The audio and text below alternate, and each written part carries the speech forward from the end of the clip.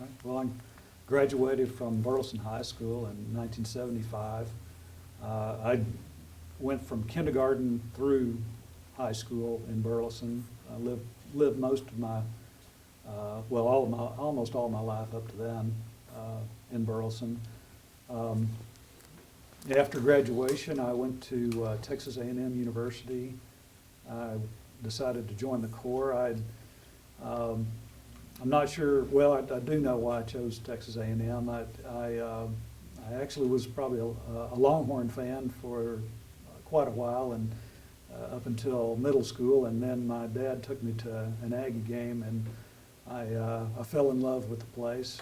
I fell in love with the traditions and the Corps cadets, the band, and all of the great stuff they got going on down there. And so, and besides, I wanted to, at that time, my career choice was to be a veterinarian. So they had the only vet school in Texas at the time, and so that's where I decided to go. And when I went there, I wanted to be part of all of the traditions, so I decided to go into the Corps of Cadets.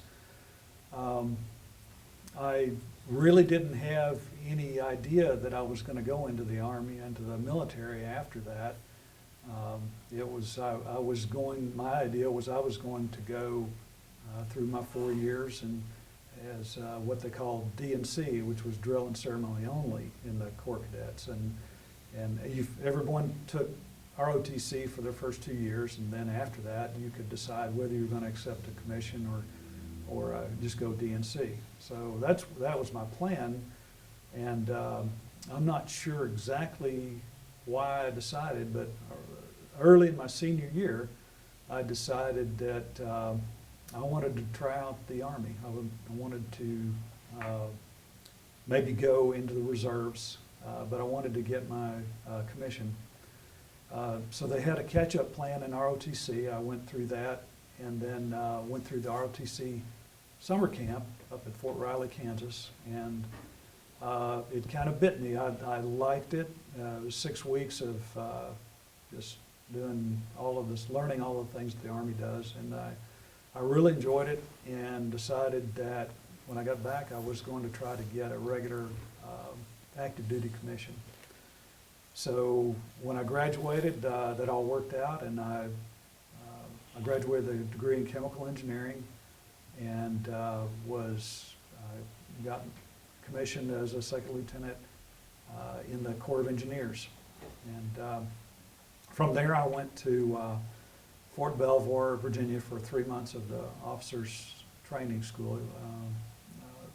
I forget, junior officers training school, I think they call it, where we learned how to be a lieutenant, how to be a platoon leader in the Army, learned what the Corps of Engineers did and what they, all the different things that you needed to have a basic understanding of leadership in the Army and in the Corps of Engineers. So after that was over with, I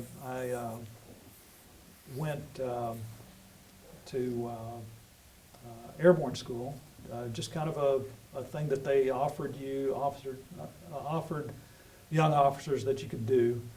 It was a 3-week school at Fort Benning, Georgia, and so I jumped out of airplanes with parachutes, and that was a little scary. It was a little fun. They had at the end you jump one night jump, and I like to joke that all of mine were night jumps because my eyes were closed every time.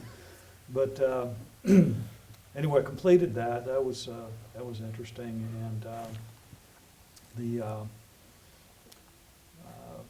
then came home for a little while. I had about 30 days before they shipped me off to West Berlin in Germany, and I started off really as my first assignment, real assignment there in Berlin.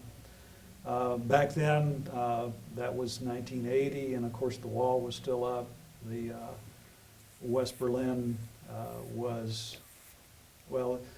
there was a lot of history there. It was a very interesting place to be as a young lieutenant. I was always interested in history, and There was just a lot of World War II history there with the Nazi regime and all of that.